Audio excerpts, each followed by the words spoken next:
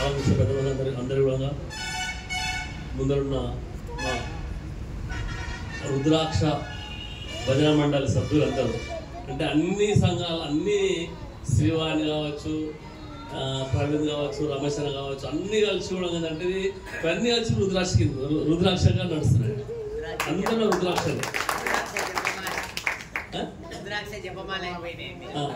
రుద్రాక్ష భజన మండలికి ఇవన్నీ కూడా అంటే అన్ని అనుసంధానమైన సార్. ఇది రుద్రాక్ష భజన మండలి అంటే దీని పేరు పెట్టుకున్నాం. రుద్రాక్ష మండలి భజన ఆధ్వర్యంలోనే ఈ కార్యక్రమాన్ని నిర్వహిస్తున్నాం. రుద్రాక్ష భజన మండలి ఈ యొక్క రుద్రాక్ష అనే సార్ ఇక్కడ రుద్రాక్ష చెట్టు ఉంది, ఇక్కడ చెట్టు ఉంది కాబట్టి ఇక్కడ రుద్రాక్ష అని పేరు పెట్టుకుంది. ఇక్కడ శివాలయం తర్వాత అంతకుముందు ఏం పెట్టలేదు. అదే ఈరోజు ఈ యొక్క భజన జరగడానికి కానీ ఈ యొక్క దేవాలయం ఇంతమంది రావడానికి అందరి సహకారం ఎవరి ఒక్కరు లేకుండా పేరు పేరున ప్రతి ఒక్కరు కూడా పిలిచినప్పుడే ఇంతమంది రావడం అంటే నేను దాదాపు 20 మంది రావచ్చు. యాక్చువల్గా 60-70 మంది లెక్కేసుకున్నా. ఇంకొంతమంది వస్తుంది ఇక అంటే భజన ఇస్తారు కదా. కొంతమంది చిన్నగా భజన చేస్తారు, కొంత వేద భజన చేస్తారు, ఇంకో 15 మంది వస్తారు ఇక. అంటే ఇక్కడ సార్ ఇక్కడ మరి ఇక్కడ నేనేమనుకుంటున్నా సార్ అంటే ఇక్కడ ఈ స్థల ప్రభావంగా భావిస్తుంది. ఎందుకంటే నేను పెద్ద గొప్ప అని కాదు, అందరు మస్తు మంది చేస్తారు అని ఇక్కడ స్థల ప్రభావం అనేది గొప్పగా ఉంది ఇక్కడ. ఎందుకంటే ఎప్పుడో ఇంకటికి ఎవరు చూడాలి ఇక్కడ శివలింగాన్ని ప్రతిష్ఠించి ఇక్కడ ఇచ్చారు ఇక్కడ వెనకాల ఆ ప్రతిష్ట అనేది ఆ చేసిన మహానుభావులు ఎవరు చాలా గొప్పగా చేశారు నిష్ఠతో. ఇప్పుడైతే ఎవరు బ్రాహ్మణులు అంత చేయలేరు కాబట్టి ఎందుకంటే స్వయంగా గుడి కట్టినప్పుడు మన శంకరానంద గిరిస్తాను పిలిచిన సార్కి. ఎందుకంటే 2 విగ్రహాలు ఉండవద్దా, 2 లింగాలు ఉండవద్దా, ఒక అందరూ డౌట్ చెప్తే సార్ మన స్వామీజీ గారు వచ్చేసి ఇక్కడనే కూర్చొని బాబు ఎన్ని విగ్రహాలు ఉన్నా తప్పలేదు. నేను డైరెక్ట్ నేను సార్ని అడిగేసిన, స్వామీజీని అడిగేసిన, స్వామీజీ ఏమనుకోరంటే ఏమనుకోరంటే అప్పట్లాగా సార్ ఇప్పుడు నిష్ఠతోని యంత్ర ప్రతిష్ఠ చేస్తారా అడిగిన. స్వామీజీ ఒప్పుకున్నాడు, బాబు ఇప్పుడు అంత ప్రతిష్ఠిత లేరు, అప్పుడు చేసిన వాళ్ళు మహానుభావులు ఏదో గ్లాస్ పాలు ఏదో పండు తిని 41 రోజు వాళ్ళు చేసేవాళ్ళు.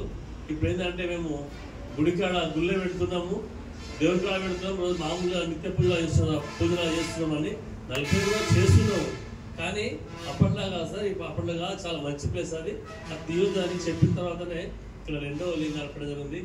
ఆ పెట్టిన మహానుభావుడు ఎవరో మహా గొప్ప వ్యక్తి కాబట్టి ఈ యొక్క ప్రాంగణం చేసినందుకు అందరికీ ఆ దేవుని మహాదేవుని కృప వల్లనే ఈ యొక్క ప్రోగ్రాం జరుగుతుంది. నేను గొప్ప అని కాదు, నేను ఒక మామూలు ఒక మనిషినే నేను అదే కాబట్టి ఆ మహాదేవుని కృప వలన ఈ యొక్క ప్రోగ్రాం జరుగుతుంది. మా అదృష్టంగా భావిస్తున్నాం ఇక్కడ ఇల్లు కట్టుకోవడం, ఈ గుళ్ళు కట్టడం అనేది. ఇది సార్ నేను స్వయాన గుళ్ళు కట్టడం అనేది నేను నా ఏదో సాధన కాడికి పని చేసుకుంటూ నాకు ఈ గుడి 5వ గుడి నేను కట్టుకోవడము. మా ఊళ్ళో అప్పచమ్మ గుడి, శివాలయము, బీరప్ప గుడి కట్టుకున్నాం మా వాళ్ళతో కలిసి.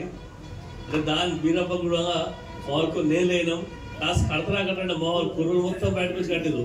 దాన్ని చేసిందే ఏం లేదు, మీరు వస్తారని వదినా అంటే నాకన్నా ముందే బుక్ చేసి మా ఊరు కుర్రలు బీరప్ప గుడికి. నేను లేదు నాకు తెలియదు. ప్రతి ఎలక్షన్ ముందు బీరప్ప గుడి కడదు, హనుమాల గుడి, పోచమ్మ గుడి ఎలక్షన్ ఉంటే మా ఊళ్ళో అదొక లేకుంటున్నాడు. అదే బీరప్ప గుడి ప్రత్యేకించిందంటే మీరు కడతారని ఇవ్వాలంటే మా వాళ్ళు తెలంగాణ చేసి బుక్ చేస్తున్నారు. అట్లా ఇక్కడ అంటే ఆ దేవుని కృప ఉంది కాబట్టి చేస్తున్నాము. మేము అని కూడా మానవ మాత్రమే అది అదృష్టం భావిస్తున్నాం. నాకు ఆ అదృష్టం దొరికినందుకు ఉండగా మీకు తెలియదు కాబట్టి మీ అందరి కూడా మరొక్కసారి ఈ భజన అనేది నిరంతరం మనం అది ఎన్ని రోజులు నడుస్తుంది చెప్పలేం కాబట్టి ఇప్పుడైతే నడుస్తుంది. ఇది నిరంతరాయంగా నడిపిస్తామని మీ అందరి ఉత్సాహంతో ఇది ఇట్లే ముందు తీసుకోమని అందరినీ కోరుకుంటూ జై హింద్.